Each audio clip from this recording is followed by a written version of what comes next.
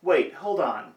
Are you telling me that Paizo is removing the alignment rules from Pathfinder 2nd Edition later this year? How on earth am I going to use that as clickbait for my videos? Today, I want to talk about morality systems in tabletop RPGs on today's episode of The Local Disaster Tour Guide.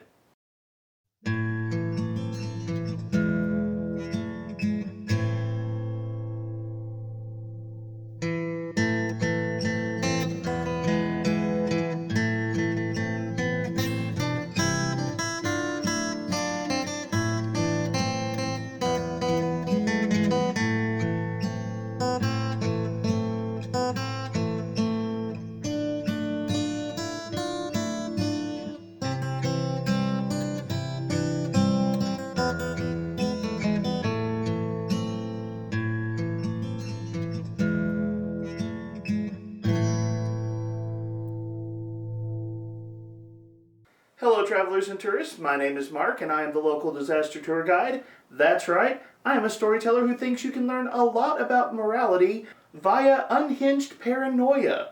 Welcome to a journey through the fantastic world of TTRPGs like Pathfinder and Starfinder, and welcome to a conversation about morality in tabletop RPGs. Now, recently, Paizo announced that they are going to be doing a project called Pathfinder 2e Remastered, where they are making a fairly substantial update to Pathfinder 2nd Edition. They are calling this project an Errata Plus, and there's several different things that they are going to be updating later this year, but probably the biggest part of the news was that Paizo is going to be removing alignment from Pathfinder 2nd Edition. Now, the game developers and authors at Paizo have said that alignment does have a function in Pathfinder 2e, and that they intend to have other mechanics in place in the game that can play a similar role or a similar function to what Pathfinder is supposed to be. There will be something to cover the concepts that alignment has covered in the past, but that whole conversation about alignment in Pathfinder 2nd Edition and what might replace alignment in Pathfinder 2e got me thinking about the larger question of how do you design morality systems for a tabletop RPG? What makes for a good morality system, and how can morality systems be used for compelling roleplay, for interesting choices, to help make a game more engaging to players? And I'm going to go ahead and say up front that I don't have all of the answers to this question, but I do think this is an interesting question, and now is a good time to talk about these subjects. So in this video, what I'm going to be doing is I'm going to be going over 6 different examples of morality systems in different tabletop RPGs that I've encountered that left a positive impression on me. Now, none of these morality systems are necessarily perfect, and as we talk about them, I will go over what I think are some of the flaws of these systems as well, but what I really want to focus on are the strengths of these different morality systems, and I want to talk about why I think they enhanced the games that they were a part of. And on top of that, I would like to invite you to be part of this conversation and let me know what some of your favorite examples of morality systems in TTRPGs are as well. So if you like some of the systems that I mentioned, feel free to chime in with that, or if there are systems in other games that you think capture this idea of morality really well, please leave that in the comment section, because I think this is an interesting conversation, and I think it's fun to hypothesize about what Paizo could do with their morality systems later this year. Now, one thing to say up front about this video is I'm not going to be debating the merits and flaws of having a morality system in a game. Some stories I think benefit from having a morality system, and other stories I think really don't care if you have a morality system or not. And there are plenty of tabletop RPGs where the idea of an in-depth morality system really wouldn't add much to the experience. However, that's not the conversation for today.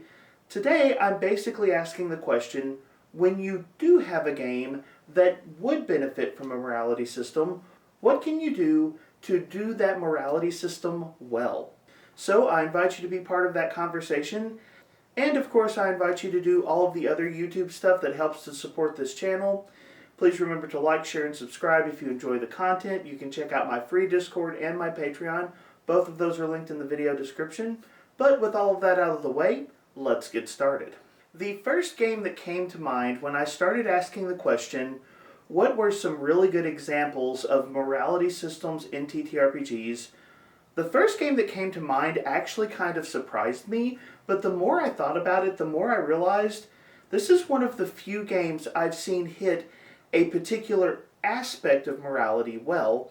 The game is called Paranoia, and the aspect of morality that it hits really well is the concept of affiliation.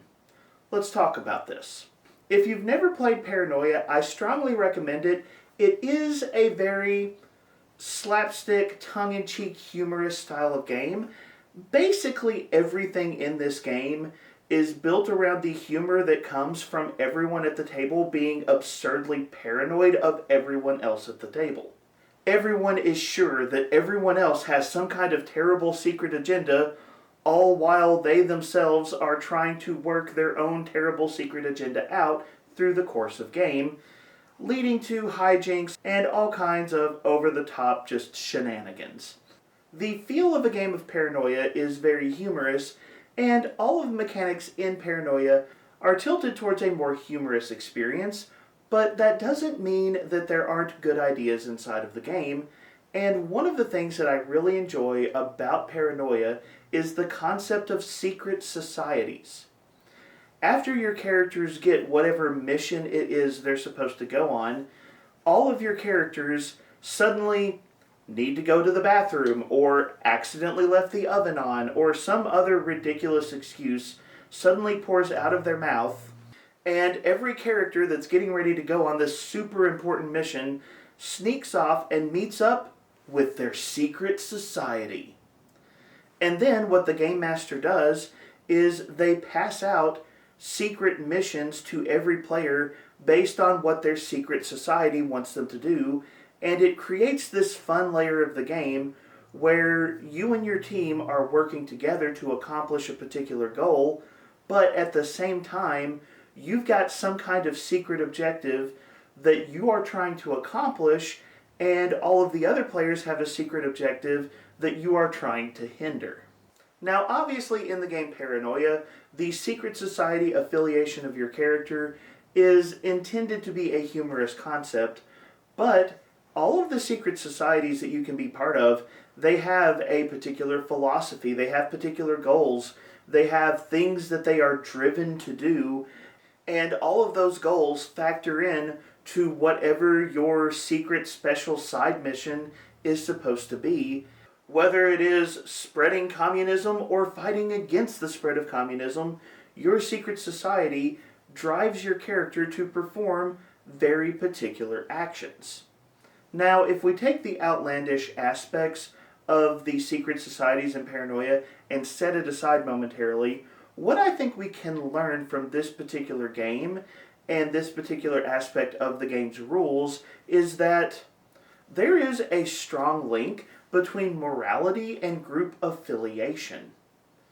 And this is something that we kind of intuitively know as adults living in the world. This is something that all of us can very easily see and understand about the world, and yet strangely this is something that is often missing in a lot of tabletop RPGs.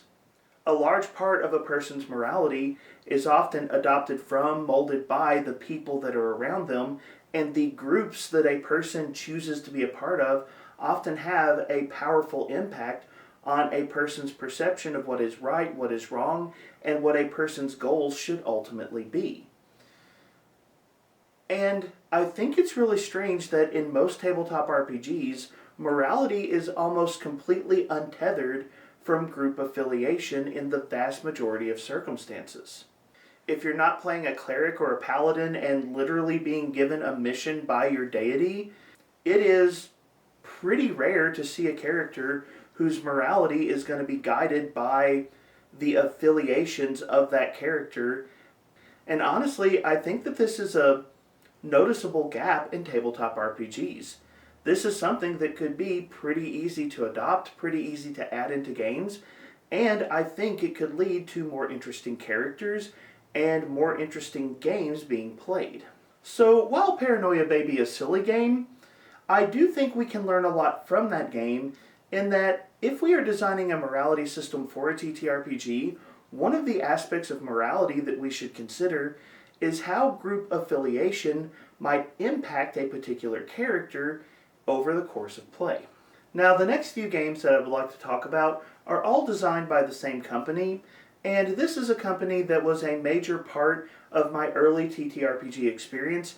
The company is White Wolf, and they have done a number of different games, the most prominent ones that have affected me being the World of Darkness games and the Exalted series. Now, the first thing that I want to talk about from White Wolf comes from some of their older World of Darkness games. I believe this would have been the second or third edition of World of Darkness that these particular rules would have been present. It would have been games like Mage the Ascension or Vampire, different things like that. But when you are designing characters for some of these old World of Darkness games, you had a part of character creation called nature and demeanor. And nature and demeanor was an expression of important parts of your character's personality, morality, and goals inside of the world. So when you were designing a character, what you would do is you would get to nature, and there would be a number of different things that you could select that described kind of the core of your character's personality. For example, the pedagogue nature portrays your character as being a teacher, that you live to impart knowledge to others, and knowing that you gave someone helpful advice, it just brings a sense of accomplishment to you. And so when you're playing an old White Wolf game, if you had the pedagogue nature and you successfully advised someone, taught someone something, you could regain willpower because that spoke to the core of your being. And there were a number of different natures that you could select. You could be a fanatic, you could be a rebel, you could be a bon vivant. There were all kinds of different natures to choose from, but all of them kind of gave your character a core personality, a core goal that drives your character. And something we're going to see a lot in the discussion of different White Wolf games is that all of these different decisions that surrounded your character's morality or nature came with a specific mechanical game reward. In this case, it was, if you obey your nature, you regain willpower, which helps you in the course of play. So that was nature, but then there was another step in character creation, and this is the part that I found quite fascinating, which was demeanor. Nature was your character's true nature. Demeanor was what you showed the world. So for example, a character might have the nature of fanatic, where you are fanatically devoted to a particular organization or philosophy, but you have a demeanor that you present to the world, such as maybe caregiver, that tries to persuade people that, no, this is who I really am. Nature and demeanor were separate choices inside the game. You had one representing the real you, and one representing the face that you showed others.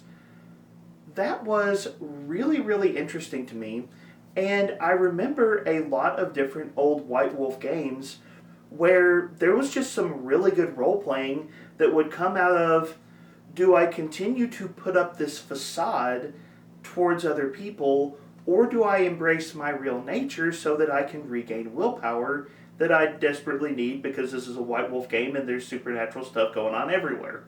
Now, there was a flaw in old White Wolf games with nature and demeanor in that nature had a specific mechanical reward, while demeanor had no actual game mechanics to go with it, meaning that a lot of players in old White Wolf games just kind of ignored demeanor and they missed out on some good role-playing opportunity. But I still think that you can learn a lot from this example in that there is a complex presentation of morality where who you are in one instance and who you are in another instance is likely to be different, oftentimes because you are presenting something to a particular group of people. And by the way, there are some good questions that can come out of role-playing that kind of scenario. If I am two different people in two different settings, is that because these are two different facets of my personality, or is it because I'm trying to hide some part of my personality from this particular group of people? There are some really interesting questions there. There's some really interesting stories hidden behind those concepts. And honestly, I haven't seen a lot of games that have played with this idea that who you truly are and who you present yourself to be can be very different in terms of describing your character. So that old White Wolf system of nature and demeanor, that is an example of a morality system I found very compelling. Now, honestly, White Wolf Games has gone forward quite a bit from the versions that I originally played.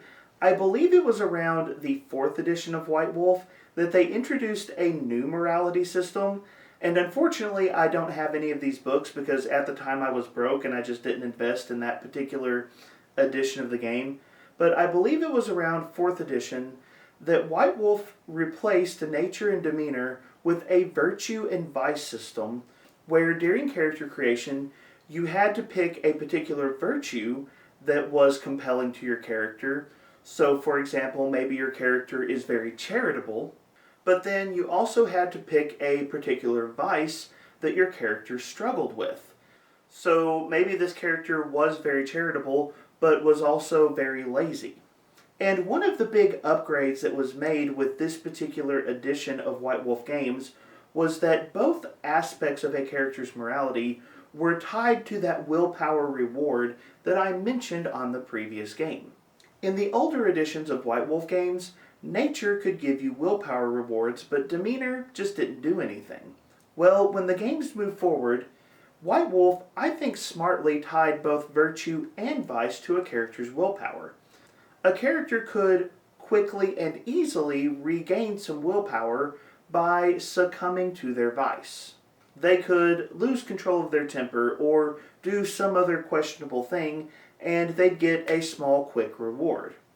On the flip side, they could struggle to implement their virtues, and the virtue side of the equation was specifically designed where you had to do some serious work to make that virtue impactful. So if you were a charitable or caregiving person, it wasn't just enough to give a little bit of money to a homeless person on the street, but your character needed to go and spend a day working at a homeless shelter or doing some other major thing that represented that virtue that was important to your character. And then at the end of that major action, you regained all of your willpower. And I thought that was a pretty intelligent change because it made for some interesting role-playing decisions in that updated version of White Wolf Games. You could gain rewards quickly through more questionable means, or you could gain more impactful rewards, but it required some serious sacrifice and effort to do it. One of the consistent things I like about the morality systems White Wolf has used over the years is that concept of rewards, because I do think that that is part of portraying morality well inside of storytelling.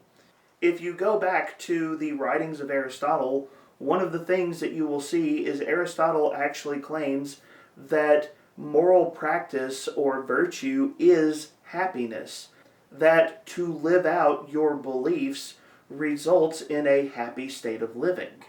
I don't want to chase that tangent too far, but I do think that is an aspect of storytelling that is occasionally overlooked in some games, that a character might be compelled to behave a particular way, in part because behaving that way is comforting or uplifting or joyful for them. So when it comes to White Wolf Games, one of the things that I really like that they've done in various versions of their games is this concept of rewards for moral action. However, my favorite example of a morality system inside of a White Wolf game had to come from Exalted 1st Edition. In Exalted 1st Edition, your character had virtues, and they were actual stats that you could purchase, that you could level up. They were ranked on your character sheet the same way that other skills or abilities inside of the game might be ranked. So if your character was particularly courageous, they might have 3, 4, maybe even 5 dots in Valor, but if your character had no self-control, they might only have a single dot in temperance. Now, there were a lot of different mechanics that were tied to how Exalted used virtues. For example, your character's willpower literally resulted from just tying your two strongest virtues together. But the aspect of virtues in Exalted First Edition that I found most compelling is they were a bit of a double-edged sword. Your virtues could really help you, but they could also put you in some really bad situations. So you may remember that I said that Exalted allows you to rank, to scale up your virtues, to increase them much the way you would any other skill. So for example, I might start the game with 2 points in compassion, but I could spend time and experience and effort leveling up my compassion to give me 3 points, maybe even 4 or 5. Essentially making that virtue, that part of my character, stronger. Now you might ask the question, why would someone do this when you could be spending your experience to improve other skills inside the game or learn some of the crazy magical spells that Exalted could allow you to learn? Well, the answer was simple. Your virtues could actually help you on the skills that you were trying to perform. During the game, you could spend a point of willpower to actually add a number of dice to your roll equal to your rank in a given virtue, as long as that particular virtue was helpful to the action you were performing. So, for example, if you were making a medicine check to try to treat someone's disease and save their life, you could spend a point of willpower and gain a number of bonus dice equal to your compassion. By the same token, if you were trying to resist the lure of some kind of evil fiend, you could spend a point of willpower and add a number of bonus dice to the check equal to your temperance. These bonus dice could give you more successes, give you a better outcome overall to the roll, and very quickly you can see that increasing your virtues could give you these floating pools of bonus dice that could drop in at important moments for your character. So if I have a rating of 4 in my Valor, that is 4 potential bonus dice that could drop in anytime I'm trying to do something that would be considered courageous. That's a pretty powerful reward.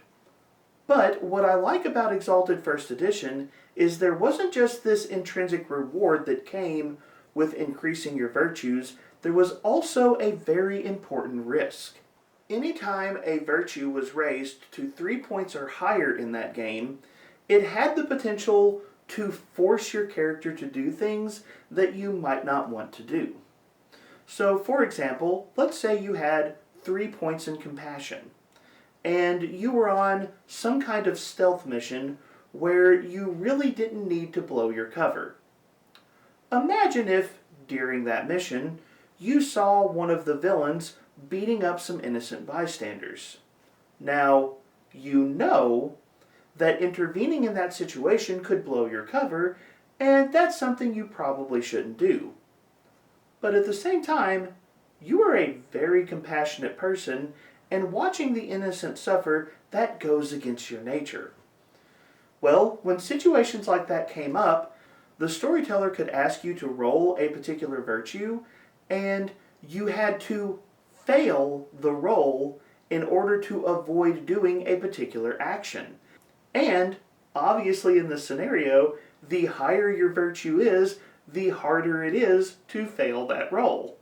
Now, there were some other mechanics tied to this where the Game Master couldn't just completely steal your character's autonomy away from you, but I always found it quite humorous and quite interesting that White Wolf included this mechanic where your morality, where your virtues, could be very, very beneficial, but they could also backfire and hurt you in certain circumstances. I thought it made for a very interesting balancing act and led to some very interesting moments in roleplay, and that's another aspect of morality systems that I would like to see in tabletop RPGs. Make morality meaningful and impactful and rewarding, but also make it risky. But now it's time for me to leave White Wolf and move on to a morality system that I think must be discussed, and it's the one that we all know and probably can't decide if we love or not. It is the classic alignment from Dungeons & Dragons, that was adopted by Paizo for Pathfinder 1st Edition and that followed Pathfinder into 2nd Edition. Alignment is a system that Paizo is getting ready to remove from their game and replace with an alternative morality system. Alignment has been part of the gaming sphere for a very long time, and it's also caused a lot of arguments in the gaming sphere for a very long time as well. What alignment is Batman? The answer is yes, all of them. Now, allow me to say up front, I actually like alignment, and overall I think it is a fairly positive system that has had a good impact on tabletop RPGs for a long time. I think it has stuck around as long as it has for a reason. There are some problems with alignment, and we'll talk about those in a second, but I think the durability of alignment as a concept is a testament to the fact that it does bring some positive benefits to the games that have included it. Now, there are a couple of things that I really like about the old Dungeons & Dragons and Pathfinder 1e alignment system that I think are worth noting here. One is, alignment is, for the most part, very clear-cut. And this is something that a lot of people don't like, but when you stop and think about it, actually leads to a better gaming experience. Here's the thing that nobody wants to admit, but that everybody knows to be true. Clarity is a good thing. Clarity is important for efficiency, for engagement, and for enjoyment in tabletop RPGs, and that is true for any part of the game, but it's also true for a morality system. If you're going to have morality as part of your game, you want that part of your game to be clear. Players should know it, players should understand it, and it should be relatively easy to engage with and use, because the more vague or nebulous it is, the harder it is to use it at the table. Alignment gave you 9 very clear options. Those options were spread across 2 very distinct axes, and you got to pick exactly where you wanted to fall on the alignment chart, and then you had very clear guidelines for how that choice was going to impact your character, and how that choice was going to allow your character to interact with other rules inside of the game. Another thing that I think the alignment system did really well, that is easy to overlook, is the law versus chaos distinction. And this actually goes back a little bit to my discussion of Paranoia earlier, in that the concept of alignment causes you to consider your character's morality as it relates to society, as it relates to other people, as it relates to how your character groups with or affiliates with the world around you. A lawful good character and a chaotic good character are both relatively virtuous, and yet they might have very extreme disagreements with how best to live out their lives because of the dividing lines between law and chaos. And I do think the alignment system is so strong in part because you have the good versus evil, virtue versus vice aspect of morality, but then you also have the ethical and relational aspect of morality, that is, how your character interacts with and relates to other people. All of these things, I think, make for a very usable morality system. Now, over the years, some of the problems with alignment have become pretty obvious to people who have looked at Dungeons & Dragons and Pathfinder and other games that have adopted a similar mentality, and the problems can pretty much be labeled, it's not always clear-cut. Sure, there are situations where lawful good and chaotic evil very obviously apply. However, there are a lot of situations in life where morality is not that clear-cut, and it's very fuzzy, and motivations and the specific circumstances make character choices a lot harder to decide and a lot harder to describe. The old meme that sets out to prove Batman can be all 9 alignments is a good example of how morality can sometimes be a very fuzzy thing, and that's where alignment has had trouble over the years. Still, I think it's easy to get distracted by the fuzzy areas, by the difficult blurring of the lines that can occur, and I think it's important not to be too overwhelmed by those things.